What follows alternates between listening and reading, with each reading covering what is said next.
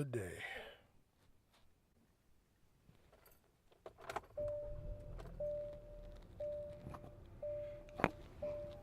All right, let's ride.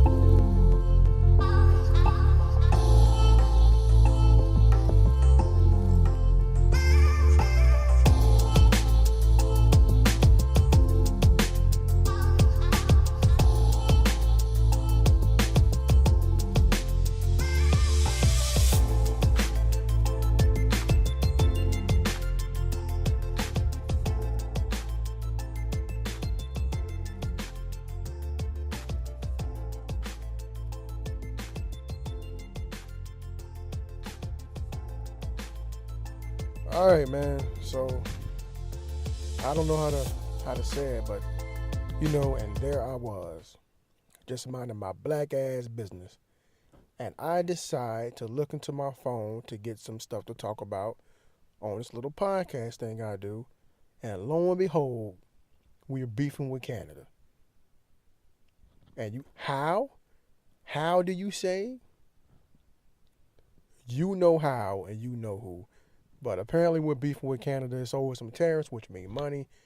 And yeah, the G7, the president pulled out of the G7 communique, which is basically, for those who don't know, because I damn sure didn't know, it's basically a shared group of priorities between like the 7 leading economies in the world. So Canada, Germany, Italy, Japan, the UK, the US, and I'm leaving somebody out.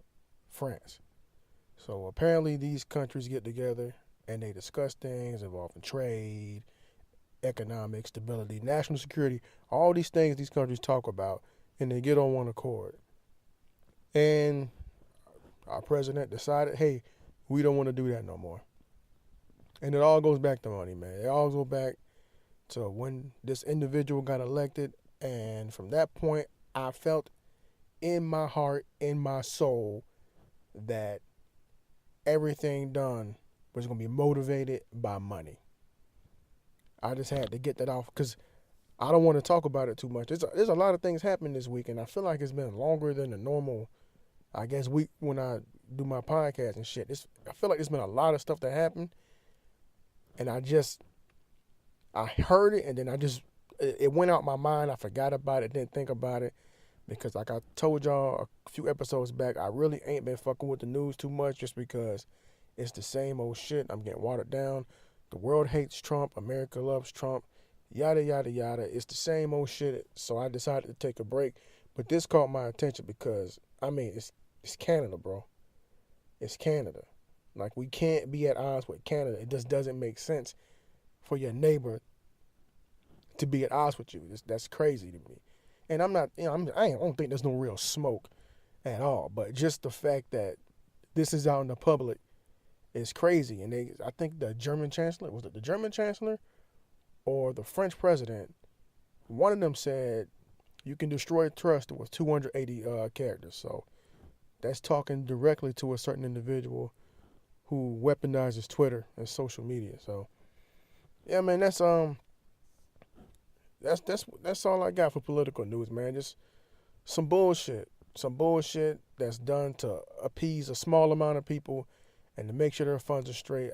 Like, there's nothing you can say that's going to get me to not feel that way. And I understand there's groups of people in this country, probably people I know that agree with what he's talking about, man, but just everything I've seen that this man has done while being in the White House and that Oval Office has been financially motivated to keep people like him and his friends happy. And to play to a base that don't really know shit about what's going on, that just likes to argue for their side. They don't think. And that's just my take. I could be wrong. If you don't like it, hey, man, fuck you before fuck me. But that's all I got regarding that. But I do have something I want to say, and that's thank you to somebody who recently passed away. They say he committed suicide, Anthony Bourdain. I didn't really look into it. I just know that this guy had my dream job, and I want to thank him personally. It's not like I know him, but I do want to thank him for, going to work and showing me the world and showing me different foods people ate, and just going to be a good representative of our country on an international stage, being able to move in between all these different cultures. So apparently he was a chef. I didn't really know that he was a chef until like I watched like 3 or 4 episodes of his show. I just knew Cuz traveled and ate, and that's like exactly what I want to do with my life. But apparently he communicated. I mean, he communicated. Apparently he committed suicide over the weekend, man, and or during the week. And it's just sad. Also, Kate Spade passed away as well. And listen, man, get help. I don't know what these individuals had going on, but talk to somebody, man. Like, don't be out there alone. There's too many people in this world. Too many ways to get a hold of people, for people to feel alone. And I know I'm not in that situation, but damn, like, talk to somebody. Hit me up. I give y'all my Twitter every episode. If you fucked up and you really need to talk to somebody, hit me. I'll talk to you before I just let something happen. I'll do whatever I can to exhaust my resources to keep you alive.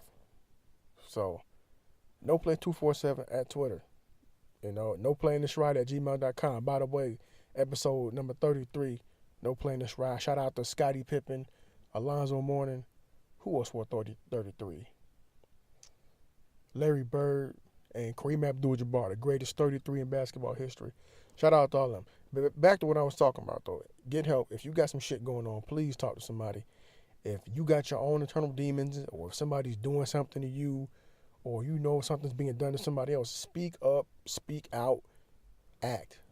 Don't let that shit go without having no type of resolution to it, because that problem's only going to get bigger, man. But rest in peace to old Anthony, man. He seemed like a fun dude, man, like a solid cat.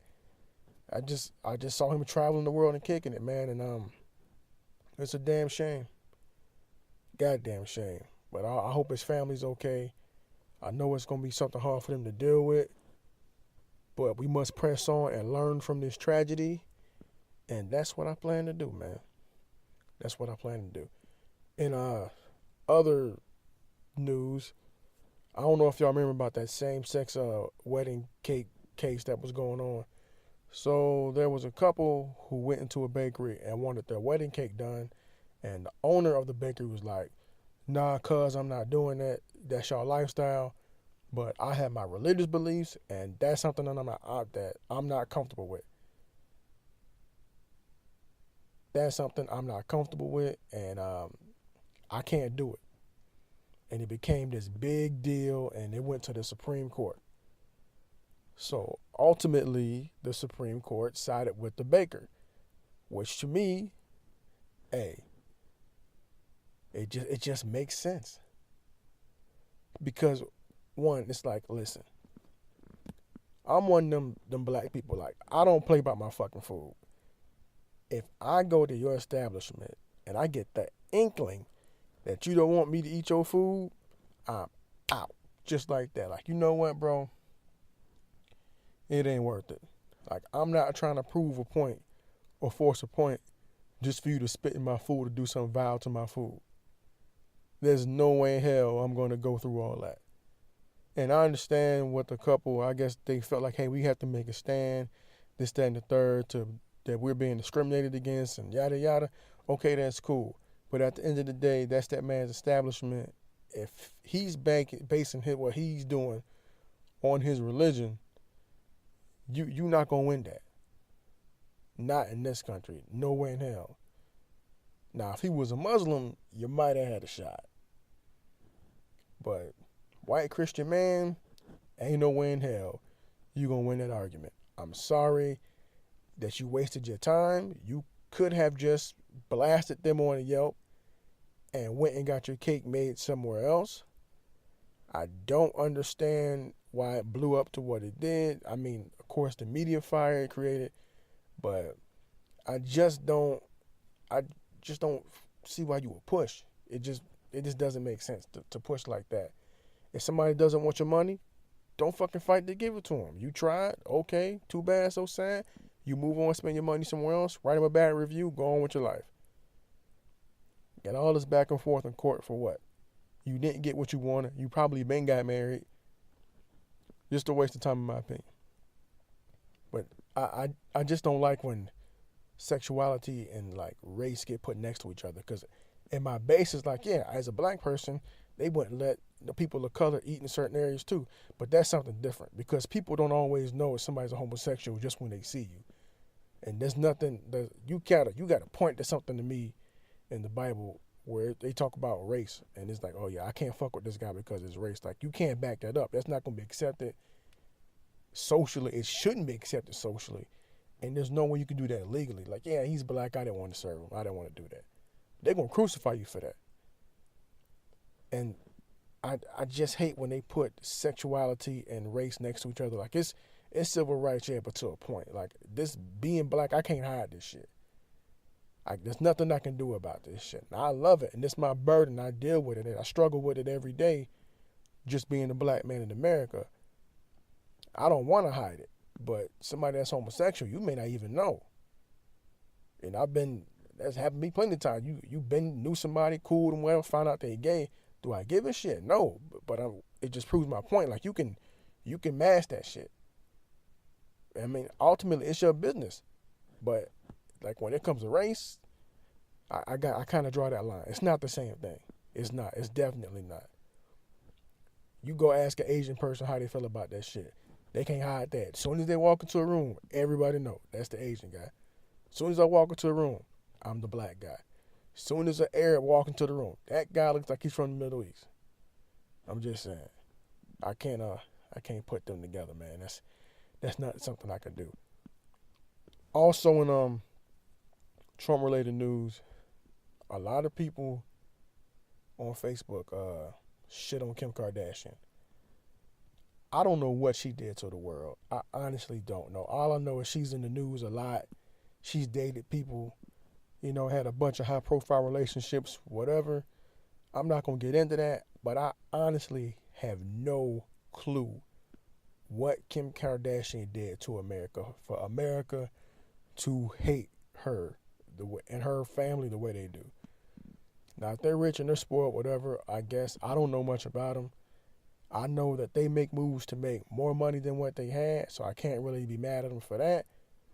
I don't know. But what I brought her up for was because she met with Donald Trump about getting a woman's sentence commuted who had been in jail, like a first-time offense. Apparently, she was a mother who lost her son, fell on hard times, and she was involved in some drug trafficking, and I want to say Memphis, Tennessee. I'm not sure on the city, but I know it was in Tennessee.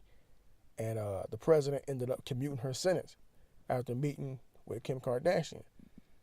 Now, this woman had been in jail, served like 21 years, like well past her time. She should have been in jail for that one little offense. And we know how they do with unfair sentencing when it comes to African Americans in this country. So I'm not getting into that. She's out now. She did her time.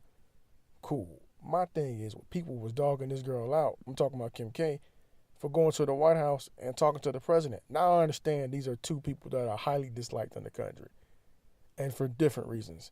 But I will say this, is like, you don't know these people outside of social media.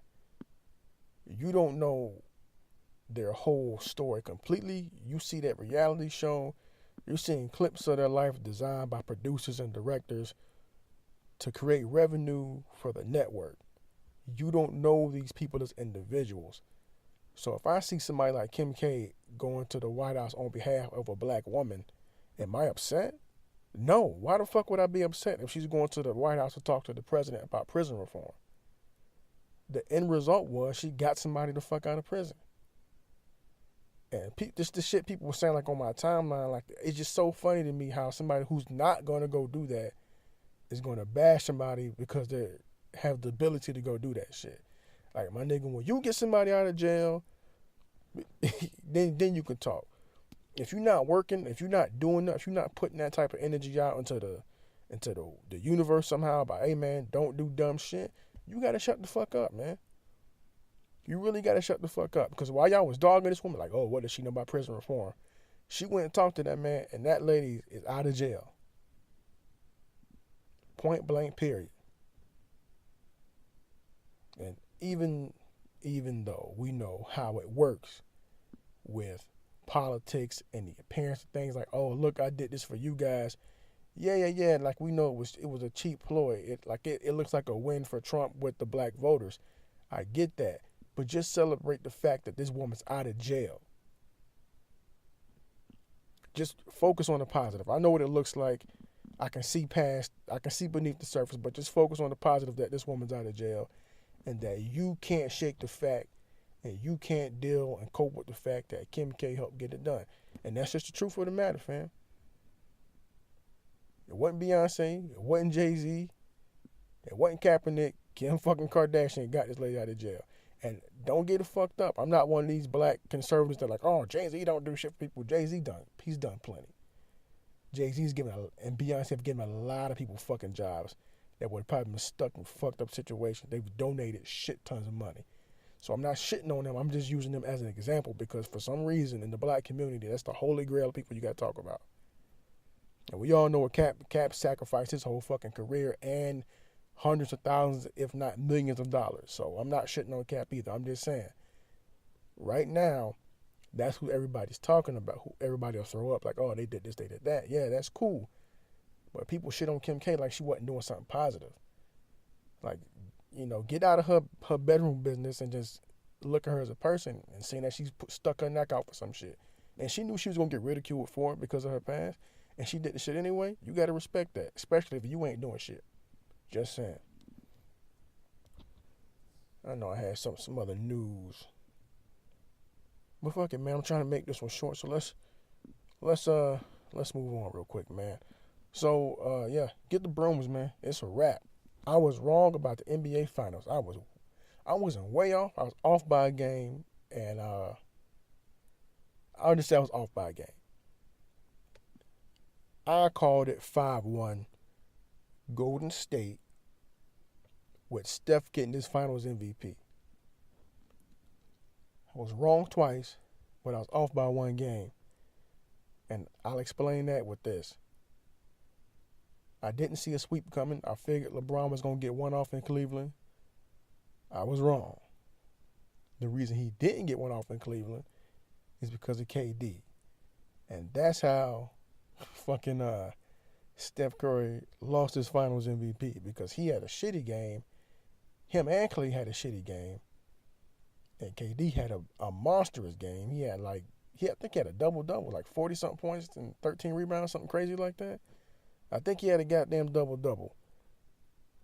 And Steph had a shitty game. And even though Steph had hit 9 threes the game before and came back the last game and scored 37, you're not getting past that game 3. Because the game 3 looked like a change on the guard. Okay, you were the best player in the world. Now I'm the best player in the world. That's just what that looked like to me. And I may be wrong. And don't get it wrong, I'm not shitting on LeBron James. I'm thinking he going to get one against that team is showing you how much I think of him. Him dropping 50 in game 1. Crazy. Him averaging a triple-double. Crazy. But KD said something. Supposedly KD was quoted as saying, it's easy to be the best player when your team is bad. It's harder to be the best player when you're on the team full of great players. It's harder to stand out. He said something to that effect. I don't know if that's a shot at Brian or a shot at people saying he's number 2 when he feels like he's number 1. But let's just call a spade, right?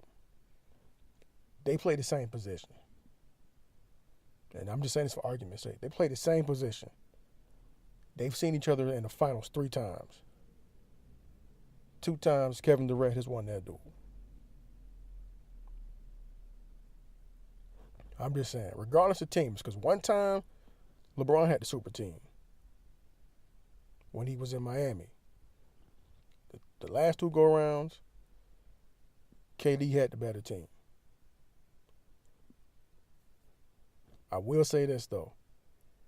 If you're watching the game like I'm watching the game, LeBron come up the court, they do their thing where they do the switch, like somebody come throw a pick on whoever's guarding LeBron. A lot of times it was KD, and they'll basically pull that person away to get LeBron a matchup with Steph Curry, right?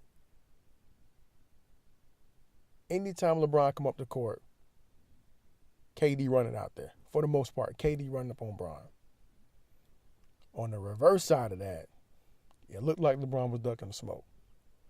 And if you don't agree with me, I urge you to go back, watch Game 3. Just go to the end of Game 3 when Kevin Durant hit that 3.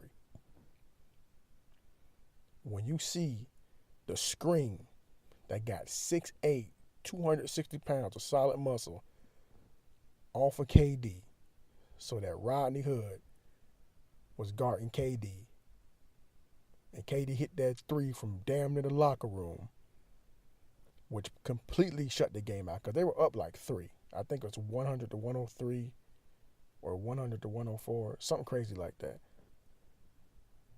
Cleveland still had a shot. You down less than 10 in the last few minutes of the game, you got a shot. KD come down court, dribbling the ball out on the clock. LeBron's on KD. Steph comes with the screen, right? LeBron goes with Steph. Why, I don't know. Rodney Hood steps up on KD. KD 1-2, steps back, bang, from about the goddamn, he shot that 3 from the Cleveland Brown Stadium. Net. Series over. After that shot, it was a wrap. We knew they was getting swept. Because I'm like, if you don't win game 3 at home, this your first game back home in the finals, or you don't win game 3, game 4, it's a wrap. You just basically waiting to end it. Like, it's like, why am I going to fly home to get beat? To watch them celebrate.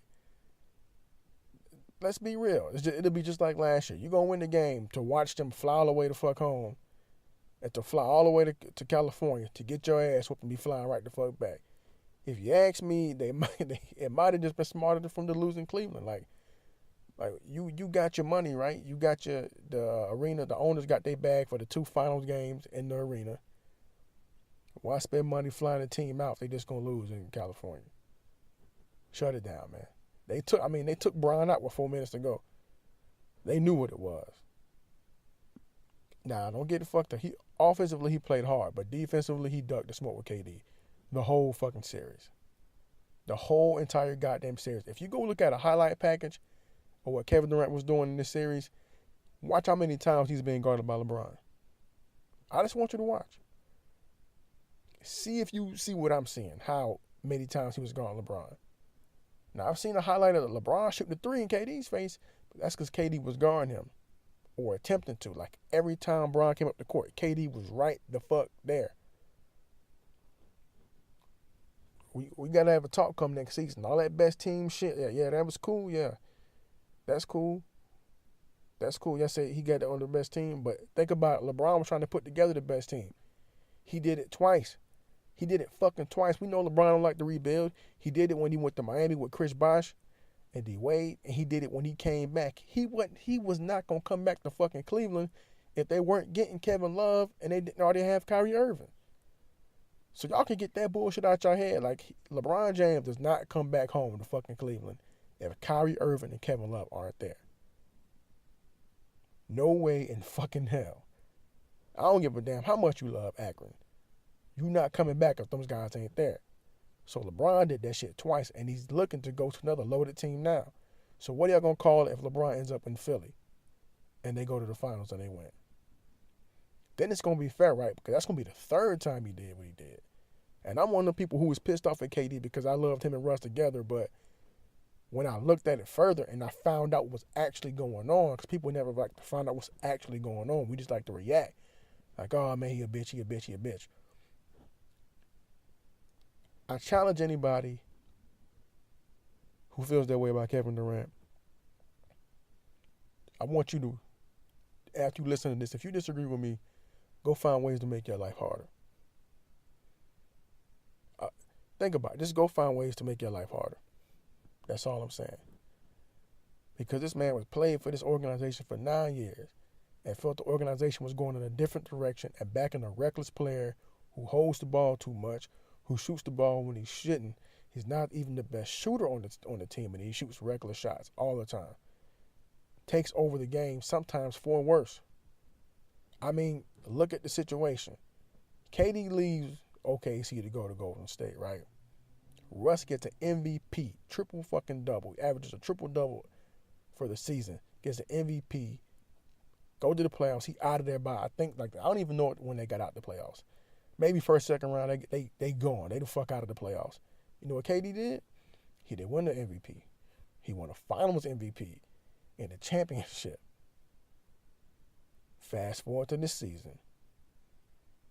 Russ gets 2 more stars. Paul George, Carmelo Anthony. After they get rid of Oladipo and Sabonis, who showed out in the playoffs, had a better playoffs than they did with the Indiana Pacers. Russ gets them out of there. They out of there in the first fucking round. You know what KD did? KD got another ring, another Finals MVP. So did this man make the right decision, right or wrong? And he didn't force a trade. He was a free, capital F-R-E-E, free agent. That's the key word. He was a free agent. I did my time. I did my 9 years. Took y'all to the finals. We had James Harden. Y'all let James Harden go. He's a potential MVP this year. Y'all got Russ. Y'all letting Russ run wild with the ball. I've been hurt. I don't think y'all value me as much. I get recruited by the best team. Do I turn that down? What have I worked my whole life for? To play at the highest level. You can't get at no higher level than playing with the best team. So I don't understand it. Like after I threw my initial tantrum and I got over myself, I looked at him like he just did what anybody else would do. You're in the job where you are under contract, where you don't really have any leverage, unless you're superstar status like he is, right? But if you get hurt, your value decreases. And who knows with basketball when you can get an injury that's going to fuck up your whole career. Look at Derrick Rose. But who knows when any game you can get an injury and you out of here for the rest of your life. You can not play basketball at the same level again. So do I mind that he was like, fuck that. The best team wants me. The best team's going to get the best player. Do I mind that? No, not at all. Because I know nobody else, no fan who works at a job, who can go to another job to work, to be in a better environment, and have more success and have more growth potential in their career and arguably a better, let's say a better state, better city. Are you going to turn that down? You be a fucking fool. And they want you. You're not even really having to go to get them. They like, yo, we need you. We can succeed with you and everything you bring to the squad. We want you here. Shit. Y'all got KD fucked up. Another thing, we can stop the comparisons now. All that MJ LeBron shit, that's dead. Sorry. It's over. For now. Who knows what he's going to do? He can play until like he's 40.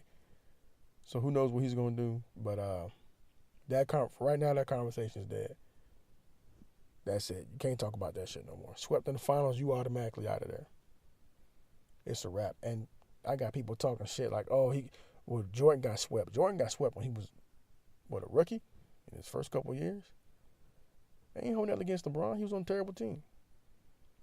This team I don't think was that bad. I've seen everybody who was starting and a couple of the role players for the Cavaliers, I've seen them produce in different situations. But when all you're told to do is spread the floor and shoot threes, you never get your game going because everything you're doing is predicated on LeBron. If you watch the Cleveland Cavaliers play, this is what they do. LeBron comes up the court. There's a pick and roll to get switched to get the favorable matchup for LeBron, right? So that's 2 players you got. One guy is not really involved in the offense because he's throwing the screen for LeBron.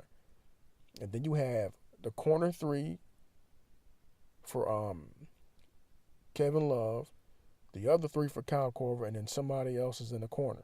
So you got the 2 baselines with Kyle Korver and Kevin Love, and then you got Jeff Green on like a corner or J.R. Smith somewhere. And that's what they do for the most part. They have more success when they let other guys do what they normally do. When Jeff Green attacks, when George Hill attacks, when J.R. Smith attacks, when Kevin Love goes down low. But for some reason, Ty Lue don't bring that out. I guess it's only when LeBron starts struggling they want to do that. But I don't know. We'll see what LeBron ends up next year. It's interesting. I can't wait to find out. I'm already excited for the next season. I think it's gonna be crazy. Boston and Houston look real good, but I don't know, because the Boston, their chemistry is gonna be fucked up because Kyrie's gonna be back and Jordan Hayward's gonna be back. That means Tatum or Jaylen Brown, somebody got to go.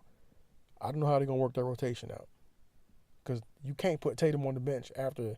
I mean, you can, but are you gonna bench up somebody with rookie of the year potential after that? Are you going to bench Jaylen Brown after that performance? What you going to do with Terry Frazier? You know what I mean? Like, Boston, they got good problems. Houston, who knows what Houston's going to do? Can they resign CP3? They need to resign Clint Capella. And I think for LeBron, you got to look at what CP3 is doing. If they can get CP3 to Cleveland, I think LeBron stay home. If they can work something out, because I know the contracts they got are killers right now, but if they can somehow get those guys out of Cleveland, get CP3 in there, you got a shot to go back to the finals again, my friend. Just saying. But yeah, Boston and Houston, that's intriguing. All right, I'm gonna step away from sports and hop into this music. Hey, Weezy got his lawsuit, so he won. He's free. His album's coming out. He got like 10 million. He's finally off Cash Money, or he's out of that situation, or whatever he had going on with Baby. I'm not really a big Wayne fan these days, but congrats to Cuz for getting that lawsuit cracking and doing what he had to do. He suffered a lot from not being able to put out music, but hey, you gotta look at the paperwork you signed, man. Also, listen. These young guys, the young guys in the game, I don't know what the situation. I don't know how there's this much beef. I really don't know, like, how there's this much beef in rap. I feel like with the ability to reach out to somebody through an app or some shit, it's too much for some shit to get twisted and be misconstrued and for things to go the wrong way. So I don't understand why Uzi Vert is chasing Rich the Kid. I don't understand why Chief Keef and Tekashi are getting into shit. Like, it's crazy. And that Chief Keef and Tekashi shit, that's the scary shit. And I'll give you 2 reasons why. One, obvious reason is because of violence. Because everybody, you well aware of Chief Keef and his past and everything going on in Chicago. We aware of that. And now, with Tekashi and his camp, you got people trying to stand on the bullshit claims he's making about how he's so gangster. So now you got the guys with him that are gangsters that they always on alert because they know he's a target and they out there willing to do dumb shit, and who knows how many copycats he's going to create in New York City. And like, I guess Chief Keef was in New York and there was some shots around or some shit like that. Listen, that's scared, number one. It's a lot of violence, a lot of people going to potentially get hurt. And then number 2, I may be wrong about Tekashi. Like, I don't really fuck with his music. People say like his music. It's yelling to me. It's cool, but it ain't nothing I plan on listening to more than once. And the scary thing with him is just like, it all seemed like a setup. Nothing about him seemed authentic. Him, the person, it's just him talking like nobody's gonna touch me. It's almost like he's baiting you. And these kids, like, I know Chief Keef and them, they're aware of the hip-hop police, especially in New York fucking City. You see how they got Meek Mill. But they're aware of what's going on. So, it's like you got to kind of look at it like, sounds cool, bro, you saying a lot of shit, but we know that you're trying to bait us to get into some trouble in New York City. You're your internet guy. You're a fucking troll. That's what you do. So it's gonna be it's gonna take something. Either somebody to get arrested, fuck with him, or somebody in his family on his campus is gonna get hurt, and then he'll learn. But when his time is about up, I know he got songs charting and all that shit, but his time is about up. Just like the rest of them, their clock is ticking because they a gimmick, and fans outgrow clowns. It is just what it is. People outgrow clowns. Like Flavor Flav, you know, everybody loved him in the 90s. He put out an album now, crickets. Just saying. From my hometown, a guy got shot up, man. He lost his brother. This dude, Young and Ace. I went and I listened to some of his music on YouTube and saw some of his videos and shit. And they doing the sad but normal shit. And we in the age now where anybody can be an artist. Like I can literally put on some beats, record it the same way I do this podcast, rap some lyrics, and upload the shit to Soundcast in a matter of an hour. Now, I'm not telling you how the quality of that shit's gonna be, but with no editing and none of that other mixing and shit, I can cut on the song right now in the car, rap over it over his microphone, record all that shit, and push that shit to SoundCloud right now if I wanted to. And then throw up some dumbass pictures as my album artwork. And boom, I'm a rapper. Right? And these kids are doing this and they're making money doing it. But then when the violence and all that shit go in, they shoot it. It's like the violence is the thing that sells the video.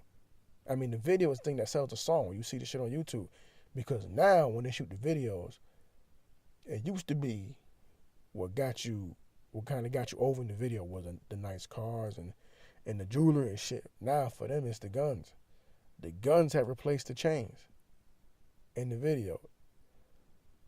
That's just what I'm looking at. The guns and the antics, the gangster antics have replaced the chains and the cars and the girls in the videos now. Because now you watch a video for somebody on the come up, they don't even really got a lot of girls in the video. It's just a bunch of niggas with guns in their hands and shit looking crazy with the gun on close to their dome and their face and shit. And that's just what it is. And it's sad because, I mean, the dude Ace, he was talking like he was with that shit, and then that life caught up with him, man. Hopefully this changes him, because while the music ain't really for me, there is some talent there. And then watching his videos and his interviews and shit, despite some of the things he was saying, like about, being able to do what he got to do with his gun and get money and all this shit. Listen, I'm from that city. I know you kind of got to be that way if you're going to be in the public eye. But seeing past that, he seemed like a good dude. He seemed like a cool individual. Like he just wanted to do right by his family. So I watched this. He got a DJ Vlad interview and just interviews he did around, like in Florida, and he just seemed like he young, like 19 years old, man, making money, living his dream, doing music and shit. And he ran into a situation. He'd already been in jail. He got shot. It's crazy how fast life can be taken away from you. This man already lost a year to jail. He come out doing this rap thing, get shot, got out the hospital, and they arrested cuz. It's crazy, man. Oh yeah, hopefully people watching, they learn. I don't think they will, but god damn, at least in Duval, Jacksonville, y'all gotta learn. Like, it's goons out there for real. Y'all rapping about this shit like y'all don't know what's really going on in the city. And everybody in that city knows somebody who can get to somebody else. So niggas gotta chill. But to close, I say never underestimate the power of a quiet man. And I'm gonna be all the way real. Like, I wasn't even thinking about this shit when it first popped off. And I would have never thought about it because I forgot about that part of his life. But this Drake Pusha T shit, it shows you an example of a man's power, a quiet man. So when this man speak, it moves. His word moves shit. It's like it speaks volumes, right? When you got your finger on something, and you can make it happen at will. That quiet power is strong. Y'all know Drake and Pusha T was going back and forth with their shit, and it got to a point where the big homie, Jay Prince, was like, nah, we're not going to respond to that. Apparently the record was so bad, it's like, nah, we're not going to respond. And that could be a PR move to save face for Drake because he didn't have nothing, or it was something that was really bad in the song. Because let's not pretend like these guys don't know each other. And I'm not even talking about the rappers. I'm talking about the guys behind the scenes, the engineers, the managers, the people at the labels and shit. Like, they all know each other. They're all connected somehow. If they're at that level, somebody knows somebody. So I can believe that phone calls are being made back and forth. But Jay Prince showed you an example of that quiet power. You don't have to say much, but when you say something, you can shut down a whole lot of shit. And I'm shutting this down on that note. So, episode 33, man. Get at me, man. NoPlayingThisRide@gmail.com. Twitter, NoPlay247. Capital N, lowercase o, capital P, LAY. Holla at me. Let me know what's going on in the world. Facebook page, I'm still trying to figure out how I want to maneuver with that and put more content on there. I'm sorry, but I'm going to work on it. Facebook page is alive, though. Still got the merch, NoPlayingThisRide.threadless.com. If you want a No Playing This Ride t-shirt, coffee mug, all that shit is on there. Other than that, man, make tomorrow better than today. Learn something tomorrow you didn't learn today. If you need help, get help. Bottom line. Peace.